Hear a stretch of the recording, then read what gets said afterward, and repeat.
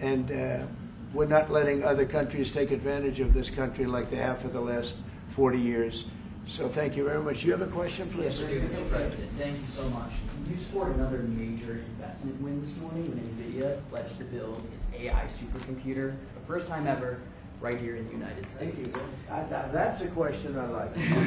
That's true. What is your reaction to this announcement, sir, and how will this positively benefit Americans across the entire country? Well, it's one of the biggest announcements you'll ever hear, because NVIDIA, as you know, controls that almost the entire sector, which is one of the most important sectors in the world, between chips and semiconductors and everything else. And they're the biggest. And the other biggest we already have coming in is spending $300 billion, as you know. They announced 2 weeks ago. But NVIDIA is so highly respected. And this was an announcement that a lot of people, I knew it was going to happen, but not to the extent that it happened. It's big.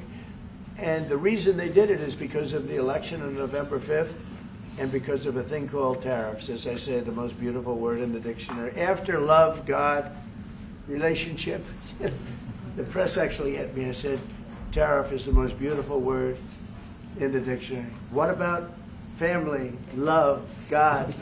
So I got hit even on that. You understand? I said, okay. So now I say it's my 5th most favorite word because they get you on anything. But no, that NVIDIA, it's one of the great companies of the world, modern, super modern companies, controls segments that nobody, you know, sort of controls the world in a sense, and they're coming in here in the biggest way with hundreds of billions of dollars. Not like millions of dollars, hundreds of billions of dollars, and I'm honored by it. And I want to thank Jensen and all of the people that we deal with. They're great people, they're brilliant people. And without tariffs, they wouldn't be doing it. Okay? Thank you very much. Are you considering additional sanctions against Russia after their latest attack? And do you have an update on the rate and when you might announce semiconductor Well, I already tariffs? have sanctions on Russia. I put them there. If you remember, Nord Stream 2, that's the big pipeline that goes through Europe. I stopped it. That's Russia's pipeline, the largest pipeline, I think, in the world. Goes to Germany. And I stopped it. And when Biden came in, he approved it. And then they say, oh, I'm friendly with Russia. No. Putin said, you know, if you're my friend, I'd hate to see you when you're my enemy. I stopped the biggest economic job they ever had. I stopped it cold, right? It was dead. You know that, right? And Biden came in and he immediately approved it. What was that all about? And it's a pipeline that takes care of a lot of the needs. Now, you know, it was a very controversial thing, but I stopped it, and Biden approved it. Question? On tariffs, no, not you. Not Presidente update today on Bukele, potential ¿qué valoraciones semiconductor le da tariffs Presidente and potentially Bukele? pharmaceuticals. What? Semiconductor tariffs and potentially pharmaceuticals. Pharmaceuticals, we're going to do. We don't make our own drugs, our own pharmaceuticals. We don't make our own drugs anymore. The drug companies are in Ireland and they're in lots of other places, China. And all I have to do is impose a tariff. The more, the faster they move in. The higher the tariff, it's very simple. It's inversely proportional. The higher the tariff, the faster they come.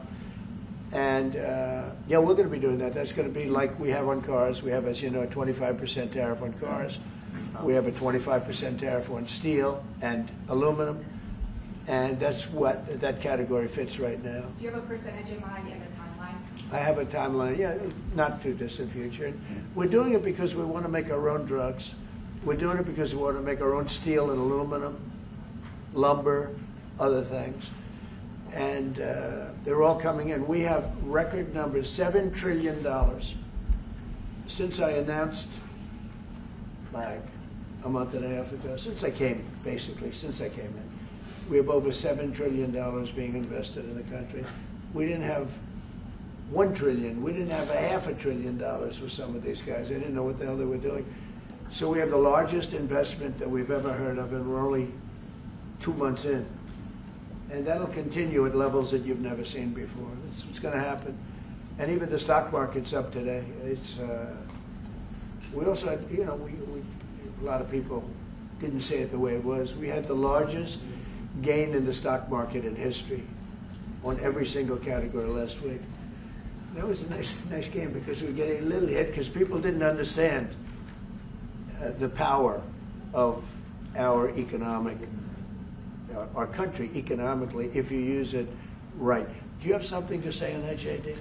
Yes, sir. I mean, look, for 40 years we have lost manufacturing capacity. Workers have seen their wages stagnate, and some of the most critical things that we need, from the pharmaceuticals, the drugs that we give to our children, the antibiotics that we give to our kids, to the weapons that we actually need to fight a war, if God forbid we had to fight a war, we don't make enough of that stuff. And so President Trump ran explicitly on changing that. Yes, as the president mentioned, it caused a little bit of disruption in the market, but I actually think over the long term, workers are going to benefit, stocks are going to go up, American businesses are going to benefit as we reinvest and reindustrialize our country. And the auto workers and the Teamsters and all of the unions, you know, not traditionally Republican, but I'm winning those unions by, we're up 40, 50 points on the Democrats. They're losing everything. They're losing everything because they just have policies that are not believable. They fight for policies that are 5% popular, and nobody knows who the 5% are. I mean, nobody can find the 5%. But if you go back to Ohio, and by the way, we have the great championship team from Ohio coming in today, right? Very big day. And that's going to be a little bit later. And that'll be, if you want to stick around, I'll introduce you to some nice people. You'll see some very large people, right? You'll see some people that even you have not seen people like this. These are big, these are 6'7", 380 pounds with no fat. Okay, that's pretty good, right? But the team, the national championship team, is being honored today at the White House, so that'll be exciting. If you're around, you want to stay around, I'll have you up there. You can tell them all about your prison, how you have to behave. Okay.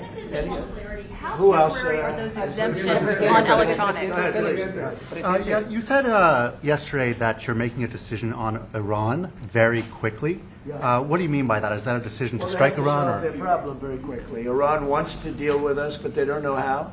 They really don't know how. We had a meeting with them on Saturday. We have another meeting scheduled next Saturday. I said, that's a long time. You know, that's a long time. So I think they might be tapping us along. But Iran has to get rid of the concept of a nuclear weapon. They cannot have a nuclear weapon. He can't have a nuclear weapon. Nobody can have. We can't have anybody having nuclear weapons. You know, we can't have nuclear weapons. And I think they're tapping us along because we're so used to dealing with stupid people in this country. And I had Iran perfect. You had no attacks. You would have never had October 7th in Israel, the attack by Hamas. Because Iran was broke. They were stone cold broke when I was president. And I don't want to do it. I want them to be a rich, great nation. The only thing is, one thing, simple. It's really simple. They can't have a nuclear weapon. And they got to go fast because they're fairly close to having one. And they're not going to have one. And if we have to do something very harsh, we'll do it. And I'm not doing it for us. I'm doing it for the world. And these are radicalized people, and they cannot have a nuclear weapon. Does that include a potential strike on Iranian nuclear facilities? Of course it does. Just a follow-up question, a clarification. You mentioned that you're open to deporting individuals that aren't foreign aliens but are criminals to El Salvador. Does that include potentially U.S. citizens, fully naturalized Americans? If they're criminals and if they hit people with baseball bats over their head that happen to be 90 years old, and if they rape 87-year-old women in Coney Island, Brooklyn, yeah, that includes them. What do you think? There's a special category of person? They're as bad as anybody that comes in. We have bad ones too, and I'm all for it because we can do things with the president for less money and have great security. And we have a huge prison population. We have a huge number of prisons, and then we have the private prisons, and some are operated well, I guess, and some aren't. But he does a great job with that. We have others that we're negotiating with too. But no, if it's a homegrown criminal, I have no problem. Now, we're studying the laws right now. Pam is studying. if we can do that, that's good. And I'm talking about violent people. I'm talking about really bad people. Really bad people. Every bit as bad as the ones coming in. And I made the statement when I heard about this a long time ago now, 4 years ago. When I heard that this guy was having open borders, I said every single criminal from all over the world is going to be dumped into our country. And that's what happened. Jails. The jails of the Congo were emptied out. The jails of Venezuela were emptied out. And you know what happened? Their crime went way down. But now Venezuela has other problems. You know what the problem is? They have no money. Yeah. Because I shut off their oil, and we put secondary tariffs because they're not doing what's right over there. They know what to do. We spoke to them. I spoke to them. They know what to do. But they have no money. Venezuela has no money. But Iran had no money. And Iran behaved so beautifully. And then Biden took all those secondary tariffs and tariffs on. I told China, you can't buy oil. If you buy oil from Iran, China, I told it to President Xi, then we no longer want you to do business with the United States of America. And those ships disappeared from that harbor so quickly. China. Get along great with China. Are the talks with Iran productive? Do you want to continue that? What? The talks with Iran, do you believe those are productive? Do you want to continue that? I think Iran could be a great country as long as it doesn't have nuclear weapons. If they have nuclear weapons, they'll never get a chance to be a great country. They will never get a chance. It won't even come close. Sir, on tariffs? Yeah. Yeah, Peggy. Yesterday you mentioned short-lived product exemptions. Which specific products are you considering, and how long is short-lived? Weeks, months? I'm looking at something to help some of the car companies where they're switching to parts that were made in Canada, Mexico, and other places, and they need a little bit of time because they're going to make them here, but they need a little bit of time. So I'm talking about things like that. What about any Apple products, other cell phones? Look, I'm a very flexible person. I don't change my mind, but I'm flexible. And you have to be. You just can't have a wall and you'll only go. No, sometimes you have to go around it, under it, or above it. There'll be maybe things coming up. I speak to Tim Cook. I helped Tim Cook recently, and that whole business. You know, I don't want to hurt anybody, but the end result is we're going to get to the position of greatness for our country. We're the greatest economic power in the world if we're smart. If we're not smart, we're going to hurt our country very badly. We lost with China over the Biden years trillions of dollars on trade. Trillions of dollars. And he let them fleece us. And we can't do that anymore. And you know what? I don't blame China at all. I don't blame President Xi. I like him. He likes me. I mean, you know, who knows? Who the hell cares? Do you have any updates on talks But you know with what? China? What? Do you have any updates with talks with China? No, let me just tell you this. I don't blame China. I don't blame Vietnam. I see their meeting today. Is that wonderful? That's a lovely meeting. They're meeting like trying to figure out how do we screw the United States of America. Don't forget, the European Union was formed to do just that. The European Union was formed to hurt the United States and on trade.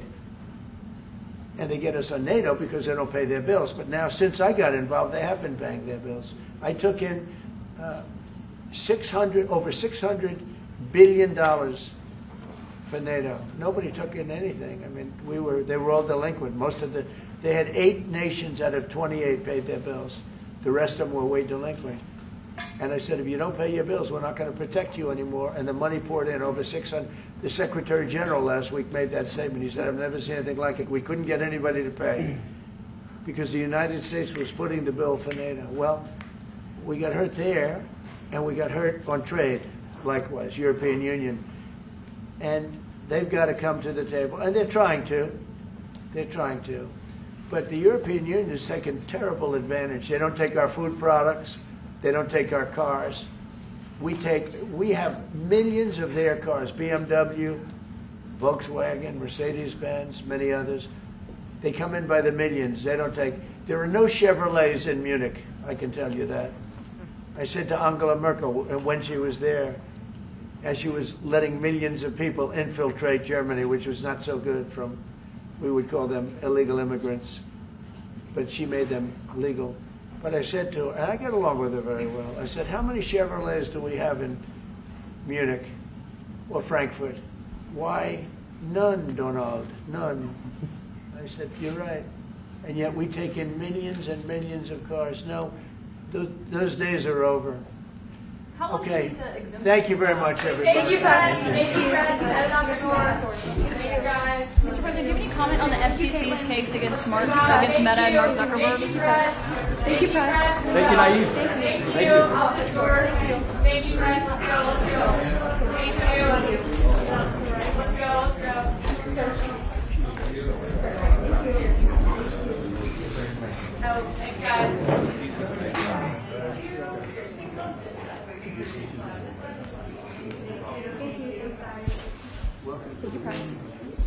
Thank you, Press. Keep coming. Keep coming. Keep coming. Keep going. Thank you. Thank you. Thank you. Thanks, guys.